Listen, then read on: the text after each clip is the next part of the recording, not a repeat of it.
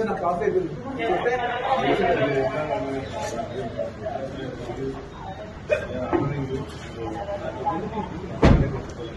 sir మీరు ఏం order చేస్తారు ఏం ఆర్డర్ చేయలేదు ఎందుకంటే అర్థం మార్చుకుంటారు